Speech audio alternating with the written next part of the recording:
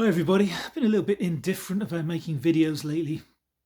Every day I look in my subscriptions feed and see who's uploading what, and it's just constant stream of live streams, contest entry videos, banal stuff, and all sorts of chasing after subscribers, just drivel.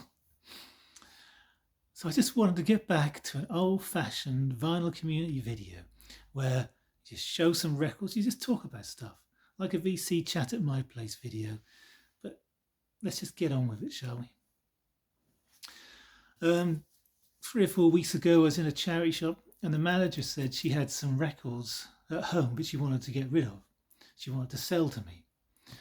So I was all ears. She said, well, a lot of it's late 60s, early 70s. I'm all ears. You know where this is going to. And, it sounded really promising. I turn up at her house and she's got 2 or 3 piles of records and bags of records, and I can tell straight away it's going to be junk. And it was dirty, scratched up, mouldy, horrible junk. The only things I took from her were TRex albums. Everything else was charity shop level junk. Not even regular, like rock music or pop music or anything. All the usual charity shop compilations and those sort of Max Bygrave sorts of things. Terrible.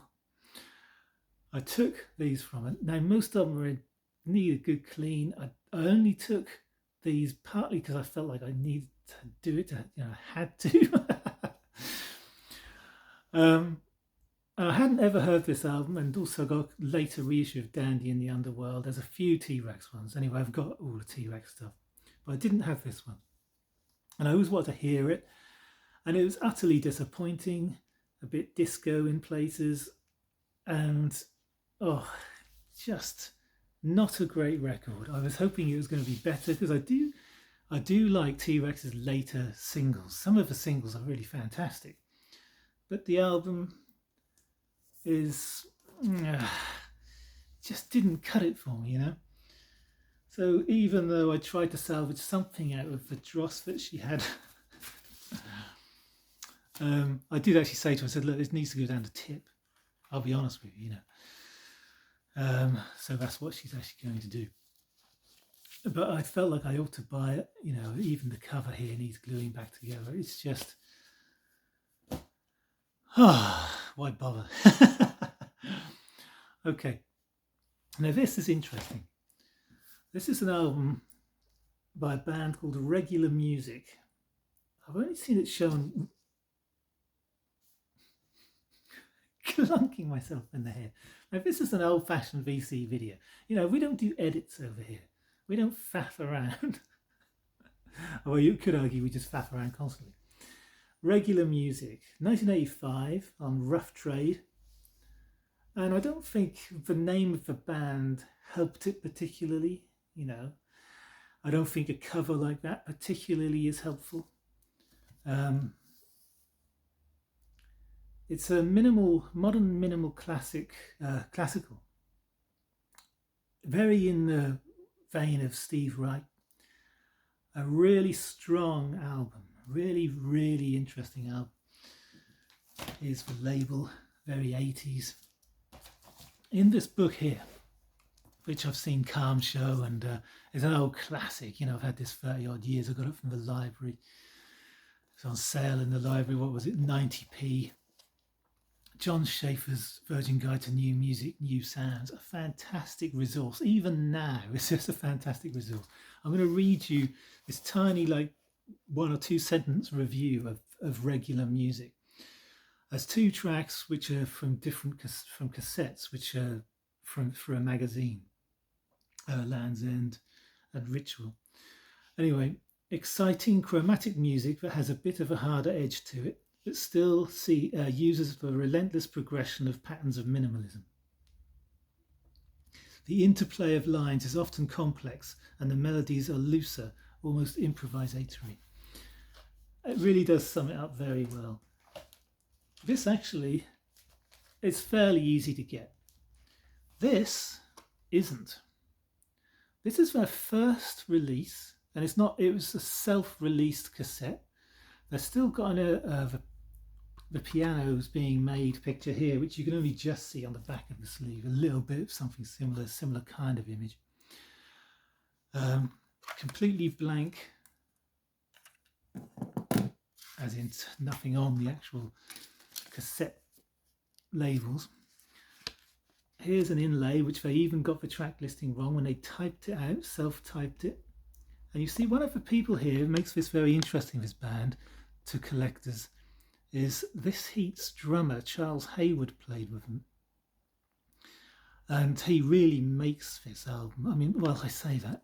The whole thing works, but without those drums, his drumming is absolutely top drawer. You can see that they've even got it all wrong here. Fantastic. Little slip of paper and a card insert. Homemade. Lovely thing. I mean, I found that in a charity shop. What's that doing there? You know, absolutely fantastic little find for 50p. You know, it's worth quite a bit because the people in the know who really want it know this has got tracks on it you can't get anywhere else. So fantastic little find, and of course they're a tiny footnote in this huge world of rock music and modern classical music and music in general. But it's one of those niche things that if you know about, you know, you're just chuffed to find. It's a lovely little find. Okay, now I'm going to show something here which is one of the least desirable classical records ever. This one. Pulse the Planets, Carrie Ann conducting. Now this is an 80s record. He recorded it also in the 60s, and that's probably one of the top 2 or 3 most desirable planets, easily. This isn't, you know, people can't even sell this for a $5 on eBay. Why I'm showing this is because of what's inside it. There's 2 fantastic booklets here, advertising booklets. Here's one for Herbert himself, and just take a look at the stuff.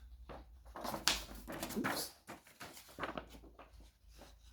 All of these releases are Herbert von Karajan releases. I mean, look at this. They're all his. Absolutely loads of them. This is very interesting. This is slap bang in the middle of the 80s. Deutsche Grammophon Digital. Obviously, it was the way music was going. We all know it, blah, blah, blah. But fantastic. There's another page for Karajan there. But look at this.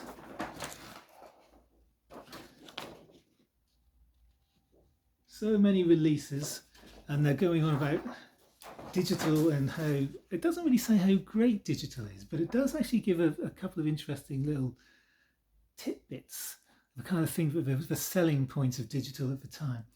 During the past few years, the changeover from analog to digital recording techniques has begun.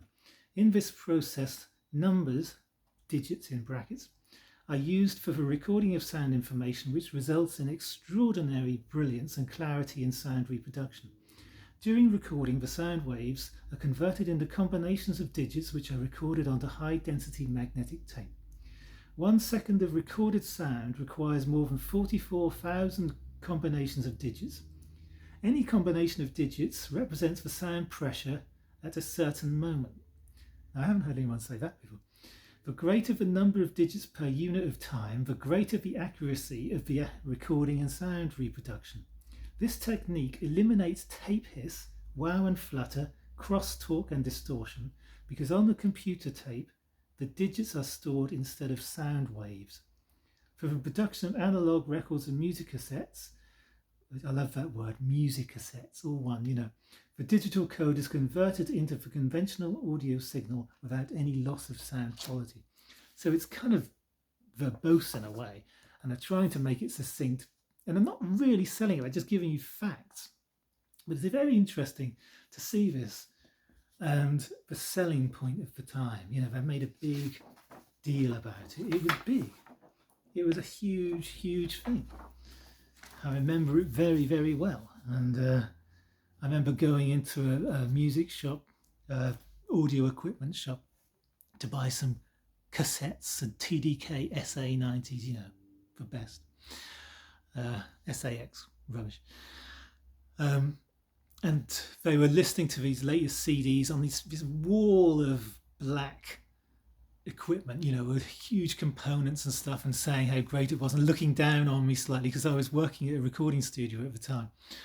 And they didn't know that, but they were like, oh, you know, what do you know, kind of thing.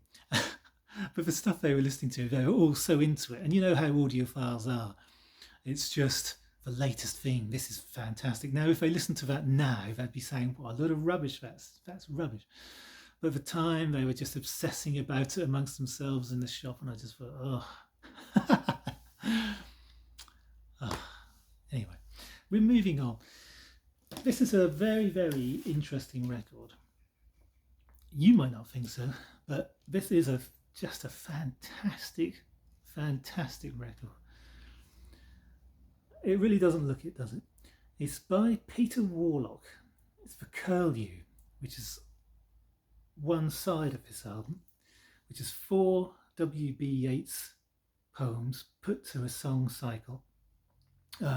Very minimal instruments. There's a flute, English horn, a string quartet. It's a fantastic piece of music. It was one of the very few pieces of music that I've listened to of late that I wanted to play straight away again and actually played again all the way through. It's about 22 minutes long. The last sort of section of it is perhaps a tad too long, maybe just 2 or 3 minutes, maybe, to my ear. But oh my goodness, it can be really quite moving, and the way the instruments meld together just so simply, and the melodies are quite moving. They're really quite distinct, really different from the norm, and it'll conjure up an atmosphere, not like a haunting atmosphere, but yeah, in a way, kind of. It's a really unusual quality to it, not like anything else I've heard. Peter Warlock, for those in the UK, will know that Brian Sewell, the fruity-toned art critic who died a few years back now, used to be on all the TV programs, rich voice, you know, really incredibly, almost pompous, was his son, illegitimate son. He only found out late in his life, apparently, Brian Sewell, that this guy was his dad. Now, this guy, really interesting character. He was actually originally called Philip Heseltine. Went to Oxford, I think. Didn't do very well there.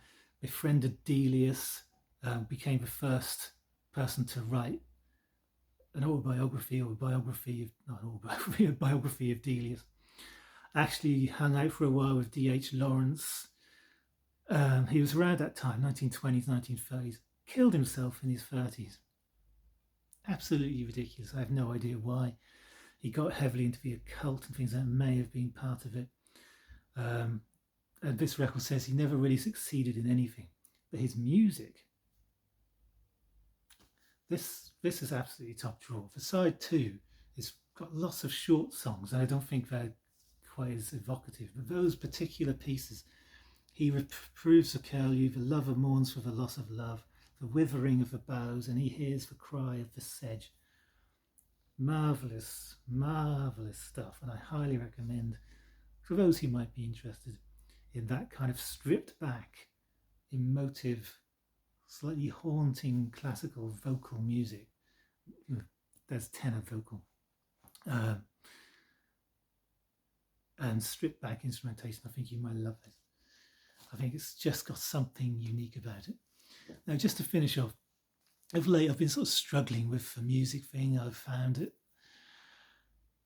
as I've got loads of CDs, and I've just sort of going through them thinking, well, what's the point of having this stuff? But then I listened to a few and I thought, wow, it's been really good to recapture some of